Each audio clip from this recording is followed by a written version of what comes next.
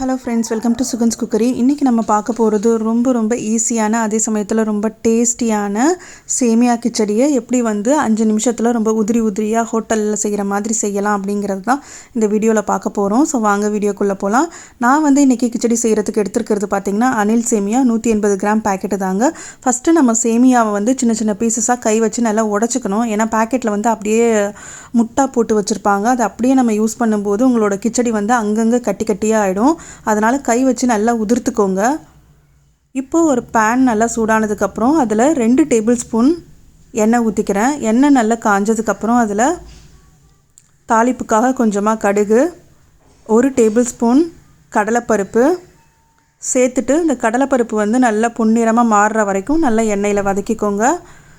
இப்போது அது கூட 1 டீஸ்பூன் சோம்பு, ஒரு 4-5 பல்லு பூண்டு, அது 2 சேர்த்து தட்டி வச்சுருக்கிறேன். அதையும் இது கூட சேர்த்துக்கலாம். வாசத்துக்காக கருவேப்பிலை, 2 பச்சை மிளகாய் காரத்துக்காக சேர்த்துட்டு இது எல்லாத்தையும் நல்லா ஒரு 2 நிமிஷம் வதக்கிக்கோங்க. இப்போது இது கூட ஒரு பெரிய வெங்காயத்தை நீளமாக கட் பண்ணி வச்சுருக்கிறேன். அதையும் இது கூட சேர்த்துக்கலாம். சேர்த்துட்டு இந்த வெங்காயத்தை 1 நிமிஷம் நல்லா வதக்கிக்கோங்க. இப்போ பார்த்தீங்கன்னா வெங்காயம் ஓரளவுக்கு நல்லா வதங்கிடுச்சு. இந்த டைமில் நம்ம காய்கறிகள் எல்லாம் சேர்த்துக்கலாம். நான் இன்றைக்கி 1 கேரட்டு, ஒரு 4 பீன்ஸு, கொஞ்சமாக பச்சை பட்டாணி எடுத்துருக்கிறேன். இது எல்லாத்தையும் சேர்த்துட்டு இந்த காய்கறியை எண்ணெயிலேயே நல்லா வதக்கி விடுங்க. இந்த எண்ணெயிலேயே பார்த்திங்கன்னா நம்மளோட காய்கறி ஒரு 50 to 80% நல்லா வெந்துடணும். இப்போ இதை ஒரு 2 நிமிஷம் நல்லா மூடி போட்டு வேக விடலாம். அந்த மாதிரி வேக வைக்கும்போது மறக்காமல் சிம்மில் வச்சுக்கோங்க, இல்லாட்டி அடிப்பிடிச்சிரும். இப்போ 2 நிமிஷம் ஆகிடுச்சு. ஓப்பன் பண்ணி பார்க்கலாம். ஸோ இப்போ பாருங்கள், காய்கறிகளோட கலரெல்லாம் மாறிடுச்சு. ஆல்மோஸ்ட் ஒரு 70% நமக்கு வெந்துருச்சு.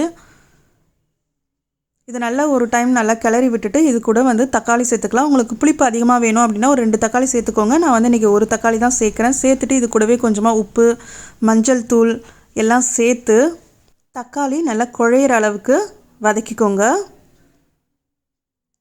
இப்போ பாருங்கள், தக்காளி நல்லா குழஞ்சிருச்சு. காய்கறிகளும் நல்லா வதங்கி நல்லா வெந்துருச்சு. இந்த டைமில் நம்ம கிச்சடிக்கு தேவையான தண்ணி சேர்த்துக்கலாம். நம்ம எவ்வளோ தண்ணி சேர்க்குறோம் அப்படிங்கிறது ரொம்ப முக்கியங்க கிச்சடியில், இல்லாட்டி குழஞ்சிரும்.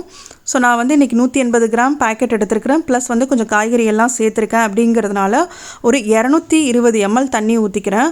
நீங்கள் 200 ml டம்ளராக இருந்துச்சுன்னா ஒரு 2.25 டம்ளர் நீங்கள் தண்ணி சேர்த்துக்கலாம். சேர்த்துட்டு இதில் உப்பு, காரம் இதெல்லாம் கரெக்டாக இருக்கா அப்படிங்கிறத செக் பண்ணிவிட்டு நல்லா கொதிக்க விடுங்க.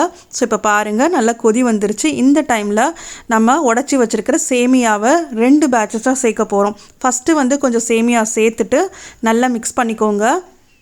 நம்ம ஒரேடியாக போடும்போது நம்மளாட்டி கரெக்டாக மிக்ஸ் பண்ண முடியாது. அங்கங்கே உங்களுக்கு கட்டி விழுந்துடும். அதனால் ஃபஸ்ட்டு ஒரு பாதி சேர்த்துட்டு அடுத்தது திரும்ப மிச்சம் இருக்கிற பாதியை சேர்த்துட்டு நல்லா மிக்ஸ் பண்ணிக்கோங்க. மிக்ஸ் பண்ணி பார்த்ததுக்கப்புறம் பார்த்திங்கன்னா இதில் அந்தளவுக்கு தண்ணியே இருக்காதுங்க. கரெக்டாக உங்களுக்கு கிளறதுக்கும் அந்த தண்ணிக்கும் கரெக்டாக இருக்கும். ஸோ இப்போ பாருங்கள், எல்லாத்தையும் நல்லா மிக்ஸ் பண்ணியாச்சு. இப்போது ஸ்டவ்வை சிம்மில் வச்சுட்டு கரெக்டாக 2 நிமிஷம் தான் வேக விட போகிறோம். 2 நிமிஷத்துக்கு மேலே போயிடுச்சுன்னா அடியில் அடி பிடிச்சிரும். அதனால் பக்கத்துலேயே இருந்து 2 நிமிஷத்தில் டக்குன்னு ஆஃப் பண்ணிவிடுங்க. ஸோ இப்போ 2 நிமிஷம் ஆகிடுச்சு. நான் ஸ்டவ்வை ஆஃப் பண்ணிவிட்டு இதை நல்லா உடச்சி பார்க்குறேன். இப்போ பார்த்திங்கன்னா உங்களுக்கு ஒரு 80% சேமியா நல்லா வெந்துடும். இதை நல்லா திரும்ப கரண்டி வச்சு நல்லா ஒரு தடவை கிளறி விட்டுட்டு திரும்ப மூடி போட்டு ஒரு 3 நிமிஷம் நல்லா அப்படியே விட்டுருங்க. இந்த மாதிரி விடும்போது அந்த சட்டியில் இருக்கிற சூட்லேயே மிச்சம் 20% வெந்துடும். ஒரு 3 நிமிஷத்துக்கு அப்புறம் ஓப்பன் பண்ணி பாருங்கள், நல்ல உதிரியான செம்ம டேஸ்டியான சேமியா கிச்சடி ரெடி ஆகிடுச்சு. இதை மாதிரி செஞ்சு கொடுத்திங்கன்னா குழந்தைங்களும் நல்லா விரும்பி சாப்பிடுவாங்க. இது கூட நல்ல கெட்டியான தேங்காய் சட்னி வச்சு சாப்பிட்டிங்கன்னா அப்படி இருக்குங்க. ஹோட்டலில் சாப்பிட்ற மாதிரி அதே டேஸ்ட்டில் ரொம்ப சுவையாகவும் மணமாகவும் இருக்கும். இந்த கிச்சடியை நீங்களும் உங்கள் வீட்டில் செஞ்சு பாருங்கள். வீடியோ எப்படி இருந்தது அப்படிங்கிறத சொல்லுங்கள். மறக்காமல் சுகன்ஸ் குக்கரி சேனலை சப்ஸ்கிரைப் பண்ணி வச்சுக்கோங்க. தேங்க்யூ ஃபார் வாட்சிங்.